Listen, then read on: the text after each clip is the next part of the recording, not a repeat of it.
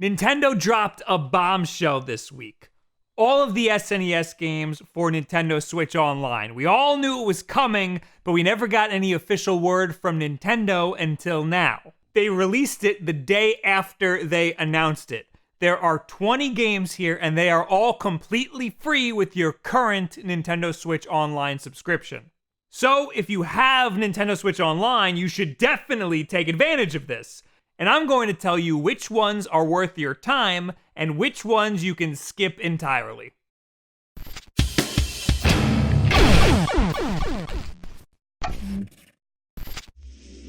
Forget everything you think you know about mobile gaming. One of the most ambitious RPG projects of 2019 has just been released.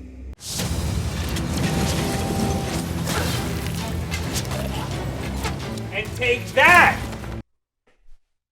It's Raid Shadow Legends. You've heard of it before. I'm not actually in the game. This is just a green screen. I tricked you. I got you. But it's a very immersive experience. Raid shouldn't be compared to other mobile games. It fits right in with the biggest PC and console titles, but it's mobile and it's totally free. It's got a full-fledged storyline, great 3D graphics, big old boss fights, player versus player battles, and hundreds of champions to collect and customize.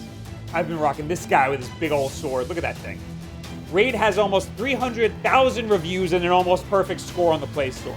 The player base is growing every day, and they already have plans to expand the game over the next 6 months, like a new faction, a tag team arena, and a new clan boss for you to take on with your friends. So go check out the video in the description, click on the special links, and you will get 50,000 silver and a free epic champion as part of the new player program to start your journey. I'll see you on the battlefield! Ah! It's still not real. This app is officially called Super Nintendo Entertainment System - Nintendo Switch Online.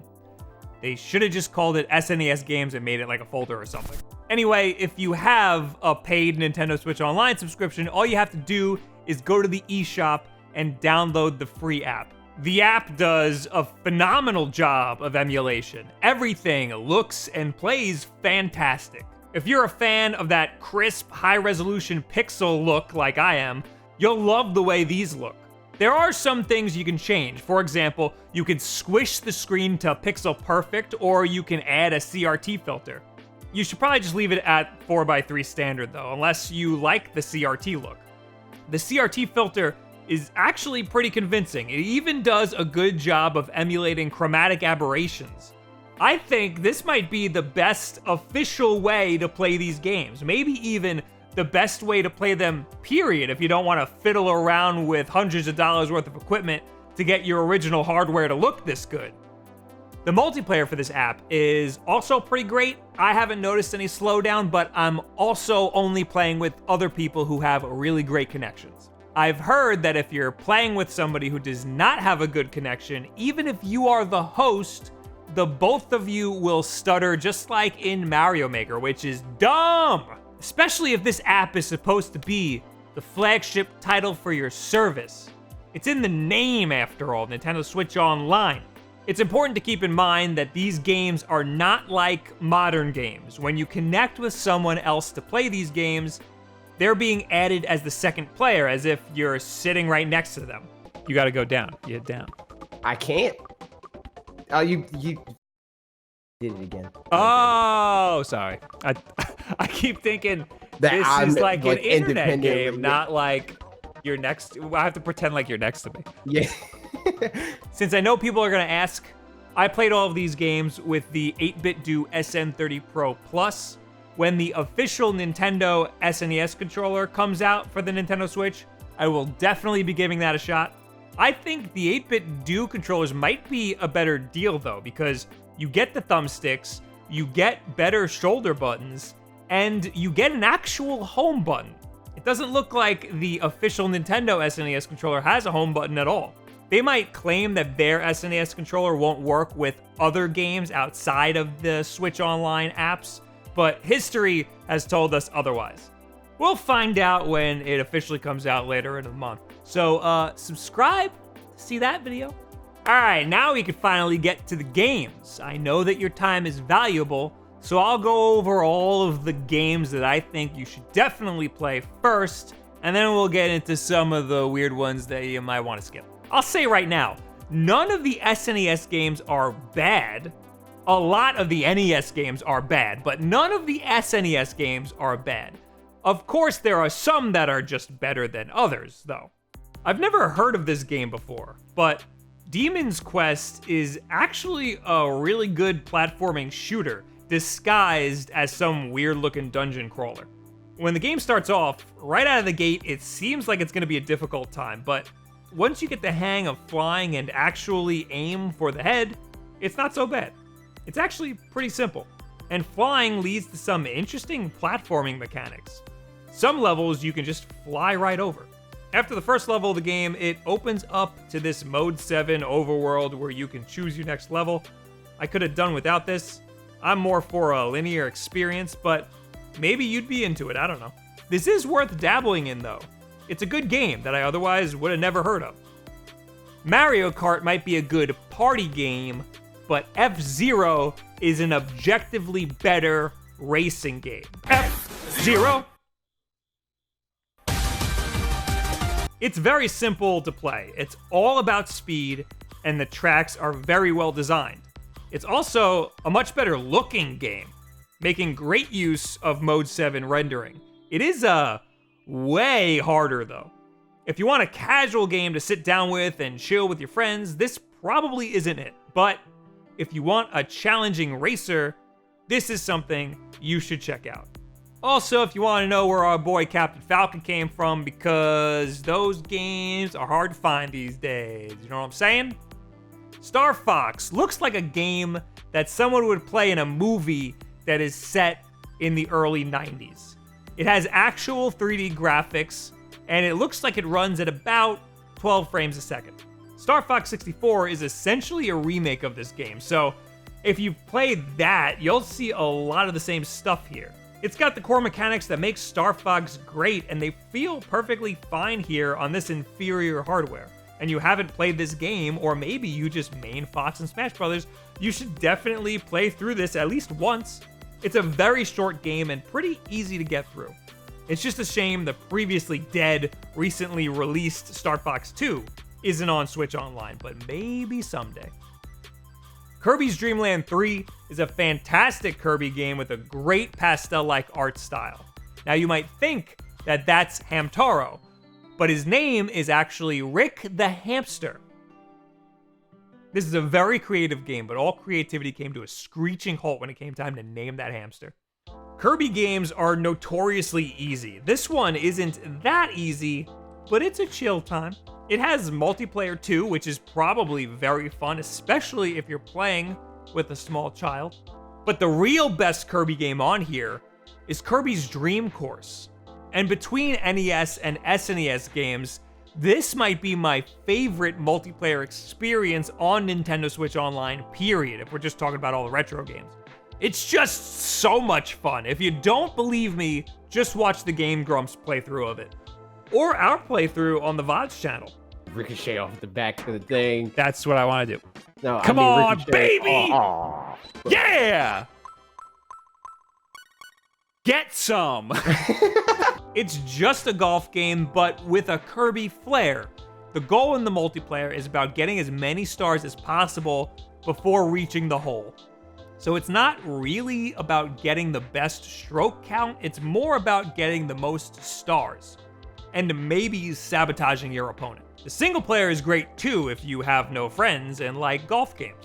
It's definitely worth giving a shot. Probably one of the top 5 games in this whole collection, if we're being honest. A lot of people place Super Metroid as #1 on the best Metroid game of all time list.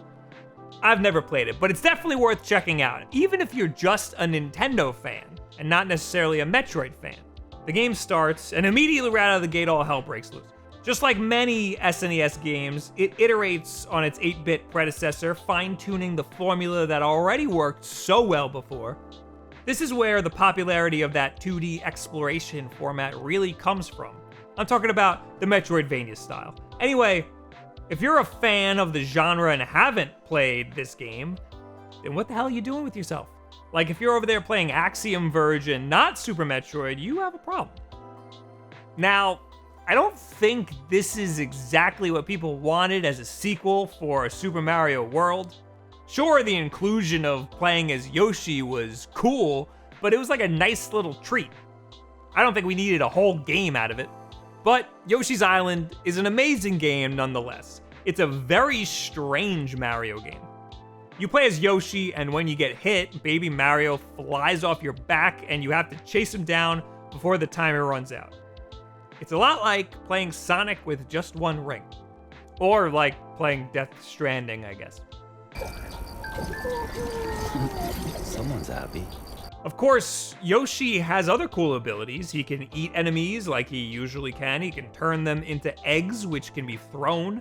And he can turn into a helicopter, which is perfectly normal. There's nothing weird about that. It's definitely one of the most beautiful games on the SNES. The colored pencil art style and the mix of 2D and 3D elements works really well here. It also came out very late in the SNES lifecycle, so they knew what they were doing by this point.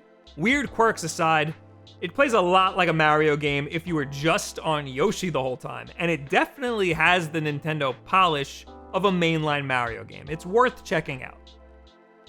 So, I'm not that big of a Zelda fan. I've said for years that A Link to the Past was the best Zelda game. The only game that got me to stop saying that was Breath of the Wild. Granted, I haven't played any of the Game Boy games, so that might change my mind. But A Link to the Past, to me, is the most definitive 2D Zelda experience. The original Legend of Zelda for the NES is ugly and confusing. I know that having no clear direction is a big part of Zelda games, and people like that for some reason. Not this guy. A Link to the Past is way easier to find your way around. I guess the map and environments are a little more fleshed out, so it's easy to see where you've been or what needs more exploring. Plus, the combat is fantastic. If you're hyped for Link's Awakening, A Link to the Past might be a good substitute for now. The combat in both is very similar. If you're a Zelda fan and you've never played A Link to the Past before, I think you're not really a Zelda fan, but you need to check this game out. It has a lot in it that has gotten adapted in your favorite Zelda games.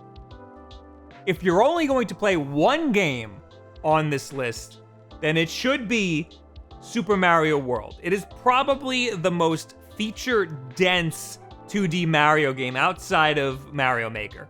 The idea of multiple paths from previous Mario games gets taken to a new level in this one.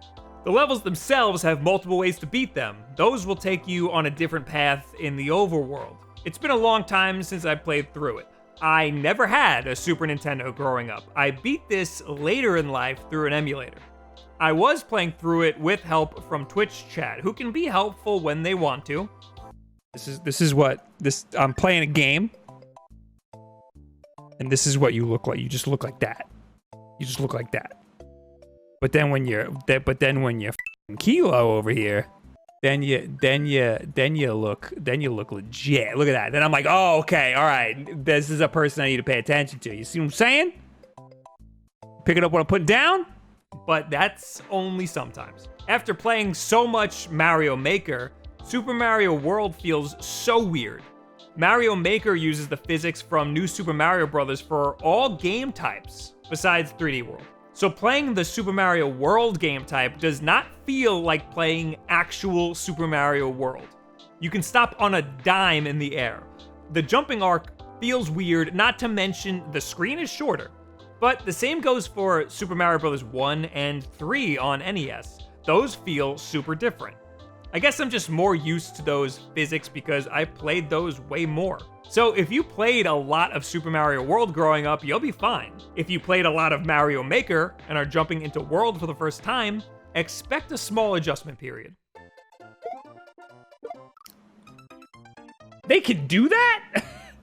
Otherwise, Super Mario World is the game that has aged the best on the Super Nintendo. It's the most fun you can have here, and probably one that you need to try the most. Although I'm biased, I'm the Mario guy. What do you want me to do? Not say that it's the best one on my list? Make your own list. Mario Kart looks like f***ing ass. Look at how ugly these characters are. Why is the Koopa brown? Why is Yoshi fat? People have said that this game hasn't really aged well, and I agree with them a little bit. It's not impossible to control, it's definitely harder than modern Mario Kart games. It's cool to see where the series all started. To be honest, not much has changed. It still has the iconic items, even the drift is there, it just feels really weird. Otherwise, I don't think it's all that necessary to check out. Maybe if you just want to play some multiplayer with a friend, but probably just stick to New Mario Kart if you haven't. Known in Japan as Caveman Combat 3, the protagonists are Joe and Mac again. Joe and Mac 2 is a pretty decent side-scrolling platformer. I'd imagine the multiplayer is pretty solid since it's just the same game with a buddy. As far as platformers go, this has aged very well. It also looks really solid. I would recommend giving this a shot and maybe trying it out with a friend. I would try this out over the beat-em-ups, since the platforming elements make it a little more interesting. If you're playing by yourself, it's an above-average pick. There's other games that you should spend your time on, but this is still good nonetheless. Brawl Brothers is a pretty good generic beat-em-up. The multiplayer is probably good to play with somebody else, but otherwise it's just a generic beat-em-up. Pilot Wings isn't that great. I know the N64 version is praised by people who grew up with it, but the SNES version is just alright. Maybe it hasn't aged well, but I'd say you can probably skip right over this one. This is a game that got a weird amount of praise from people after hearing about its inclusion in the Nintendo Switch Online collection. Stunt Race FX makes use of the Super Effects chip to worse effect than Star Fox. This game runs at an even lower frame rate. The racing mode isn't that great, but the stunt mode is pretty good. That weird border you see is probably there so that the game doesn't have to render the entire screen, which is a shame because it's pretty ugly. All in all, this game is pretty okay. Just Super Tennis. Also absolutely Super Soccer. Super Ghouls and Ghosts is just as impossible as its NES predecessor. Don't play this if you're not up for the challenge. With the inclusion of the rewind feature, it's a little easier, but if you use that, you're a big old bitch. If you don't know if this is the type of game that you want to play, then it's probably not the type of game that you want to play. If you do know that this is the type of game that you want to play, then why do you even need me to tell you? Super Puyo Puyo 2 is an interesting one. I'm surprised they put a Japanese ROM on here with no translation whatsoever. But aside from all of the cutesy graphics, it's just a Puyo Puyo Tetris game. You can mash through the menus without a problem. If you've played Puyo Puyo before, you kinda get the gist. It's a good game, but you could probably skip this one. I was not excited to play this game. Breath of Fire is a turn-based RPG. This is not my type of game. So if you want to hear if Breath of Fire is good or not, maybe ask someone else. Yeah, that's how I get out of bed too. It takes way too long to even start this. I recently learned that this is not in the same series as the Earth Defense Force games that we already have. Super EDF, Earth Defense Force. This is a completely separate thing. Whereas those other ones are first-person shooters, this is a bullet hell shooter. It's very hard. It's, well, it's certainly part of the list, isn't it?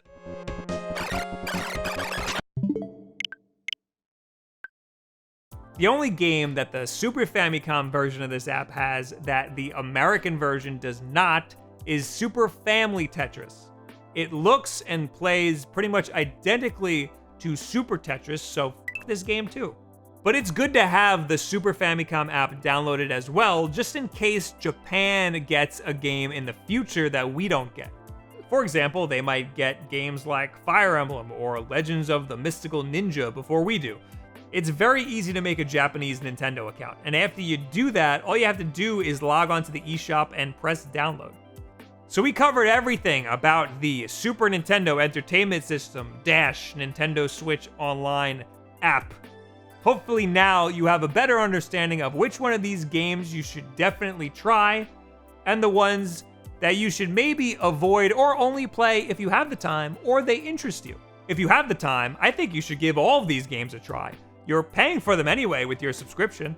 I'll note that Nintendo said that new SNES games will not be coming to this app on a regular schedule, so that means they're probably not going to come on a monthly basis. I'd expect them to be less frequent than that.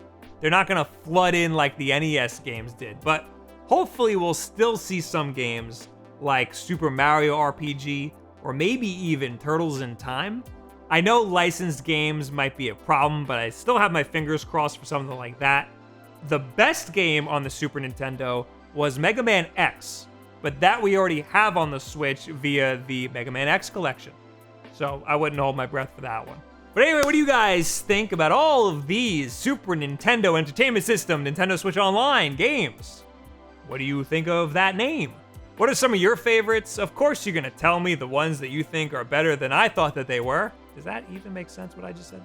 Anyway, you can leave your thoughts in the comments below. You can add me on Twitter, any and all of this other social media garbage. Also, let me know what you'd like to see come in the future on the Super Nintendo Entertainment System Nintendo Switch Online app. Of course, we got new videos and live streams all the time. Our schedule is usually in a pinned tweet over on Twitter. We got Wolf Den live every single Wednesday at 8 p.m. Eastern Time here on YouTube. We got streams over on twitch.tv/wolfden. And if you'd like to help support the channel, you can support us here on YouTube by clicking that join button.